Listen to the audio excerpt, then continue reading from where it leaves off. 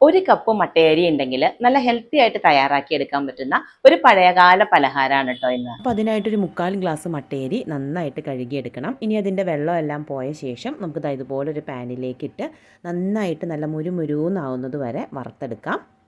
ഇതിൻ്റെ ചൂടങ്ങ് ആറിക്കഴിഞ്ഞാൽ നമുക്ക് പൊടിച്ചെടുത്ത് മാറ്റി വയ്ക്കാം. ഇനി നമുക്ക് വേണ്ടത് കുറച്ച് കശുവണ്ടിയാണ് കേട്ടോ. കശുവണ്ടിയുടെ അളവൊക്കെ നമ്മുടെ ഇഷ്ടത്തിനനുസരിച്ച് എടുക്കാം കേട്ടോ. ഞാനിവിടെ ഒരു 20ഓളം കശുവണ്ടി എടുത്തിട്ടുണ്ട്.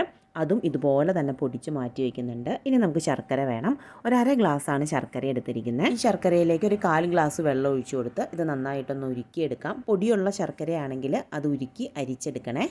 ശർക്കര ഉരുക്കി കഴിഞ്ഞാൽ നമുക്കതിലേക്ക് തേങ്ങ ചേർക്കാം. ഞാനിവിടെ അര ഗ്ലാസ്സാണ് കേട്ടോ തേങ്ങ എടുത്തിരിക്കുന്നത്. തേങ്ങയും ശർക്കരയും ഒന്ന് തിളച്ച് നന്നായിട്ടൊന്ന് യോജിച്ച് വന്നാൽ നമ്മൾ പൊടിച്ചു വെച്ചിരിക്കുന്ന അരിയും കശുവണ്ടിപ്പരിപ്പും കൂടെ ചേർത്ത് നന്നായിട്ട് ഇളക്കി യോജിപ്പിച്ചെടുക്കാം. ഒരു അര സ്പൂൺ ഏലക്കാപ്പൊടി കൂടെ ചേർക്കുന്നുണ്ട്. ഒരു 2 സ്പൂൺ നെയ്യ് കൂടെ ചേർത്ത് കൊടുത്തോളൂ. ഒരു പ്രത്യേക രുചിയായിരിക്കും. ഇതിൻ്റെ അകത്തുള്ള ആ പാനിയൊക്കെ വറ്റി നന്നായിട്ട് ഇതുപോലെ കിട്ടിക്കഴിഞ്ഞാൽ ചൂടാറിക്കഴിഞ്ഞങ്ങ് ഉരുട്ടിയെടുത്താൽ മതി. നല്ല ഹെൽത്തി ആയിട്ട് തയ്യാറാക്കി എടുക്കാൻ പറ്റുന്ന 4 മണി പലഹാരമാണ്. ട്രൈ ചെയ്ത് നോക്കട്ടോ.